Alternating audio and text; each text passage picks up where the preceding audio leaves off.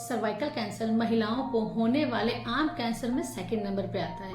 यह इतना आम है कि हो सकता है कि आपके अड़ोस पड़ोस या अगल बगल की कोई लेडी इस प्रॉब्लम से सफ़र कर रही हो और उन्हें खुद भी ना पता हो। बस कमी क्या है, आपके अवेयरनेस की, जानकारी की। तो इसी टॉपिक के साथ मैं ज्योति सिंह स्वागत करती हूँ आपका अपने चैनल रीच फॉर वेलनेस पे। बेसिकली आपको बता दूँ कि इन्फेक्शन जब भी हमारी बॉडी में एंटर करता है उसके बाद उसे सर्वाइकल कैंसर बनने में कम से कम 10 से 15 साल का समय लगता है। अगर इस बीच में हम उसके लक्षणों को पहचान लें तो आप इस प्रॉब्लम को पकड़ सकते हैं और इसका पूरा ट्रीटमेंट हो सकता है।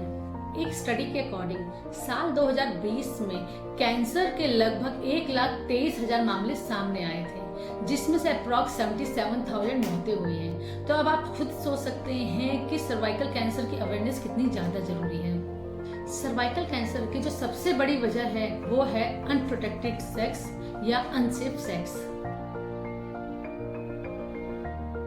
बच्चेदानी के मुंह को एक नाम दिया गया है सर्विक्स।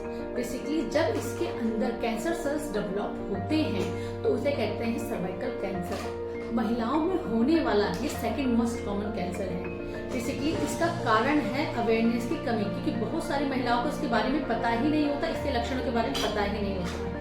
अगर अर्ली स्टेज पे सर्वाइकल कैंसर को पिकअप कर लिया जाए तो ये 100% क्यूरेबल है, इसका इलाज पॉसिबल है।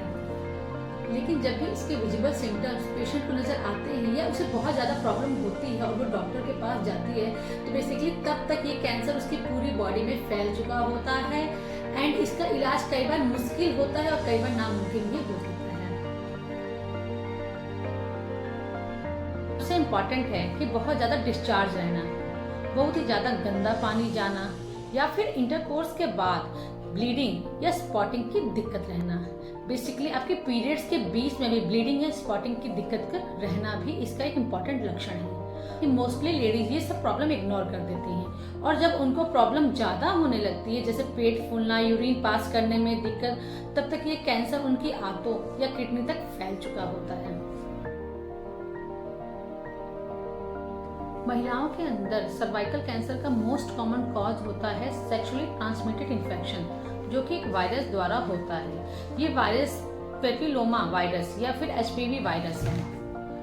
अब ये एचपीवी वायरस कैसे ट्रांसमिट होता है?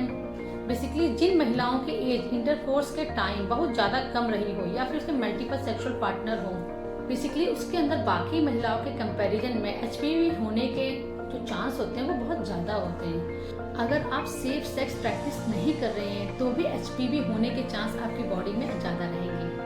और ये कैंसर कॉजिंग सेल्स में तभी कन्वर्ट होते हैं जब इसका लोड बॉडी के ऊपर बहुत ज़्यादा रहता है।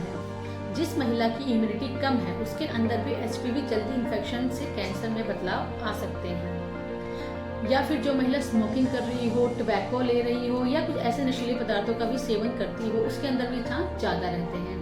बेसिकली जिन महिलाओं की मदर्स ने प्रेगनेंसी के दौरान DES का सेवन किया हो तो उसके अंदर भी सर्वाइकल कैंसर होने के चांस ज़्यादा रहते हैं। तो बेसिकली एचपीवी से बचाव करना ही सर्वाइकल कैंसर से बचने के लिए बहुत इम्पोर्टेंट रास्ता है। सर्वाइकल कैंसर से बचना बहुत ही ज़्यादा सिंपल है, क्योंकि प्री कैंसर स्टेज से स्टार्ट होता है और जब तक ये फुल कैंसर में कन्वर्ट होता है तब तक 10 से 15 साल निकल जाते हैं। प्री कैंसर स्टेज में ही इसे पता करने के लिए बहुत ही सिंपल सा टेस्ट है जिसे हम लोग पेप स्मीयर कहते हैं। ये टेस्ट हर सेक्सुअली एक्टिव महिला को जिसकी एज 50 तक है उसको हर 3 साल पे कराना चाहिए, जो बहुत ही नॉमिनल कॉस्ट है, बहुत ज़्यादा एक्सपेंसिव नहीं है। इस टेस्ट में डॉक्टर बच्चेदानी के मुंह में एक स्लाइड बनाएंगे और उसको टेस्ट के लिए आगे भेज देंगे। अगर आपकी रिपोर्ट नॉर्मल है तो बहुत ही अच्छा है, बट इन केस आपकी रिपोर्ट नॉर्मल नहीं आई है तो आपका उसी स्टेज से ट्रीटमेंट स्टार्ट हो जाएगा या जो भी बेटर टेस्ट ऑप्शन है डॉक्टर आपको रिकमेंड करेंगे।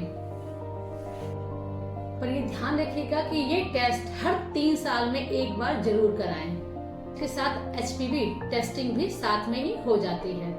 सर्वाइकल कैंसर की वैक्सीन मार्केट में बहुत सालों से अवेलेबल है, तो प्लीज अपने डॉक्टर से उसके लिए भी संपर्क करिए। एक सिंपल सा टेस्ट और एक वैक्सीन बहुत सारी महिलाओं की जान बचा सकता है, बस कमी है इसकी जानकारी की। तो अगर आपको थोड़े भी लक्षण लगते हैं तो प्लीज इसे इग्नोर मत करिएगा, इसका टेस्ट कराइएगा एंड प्लीज डॉक्टर से संपर्क जरूर करिए।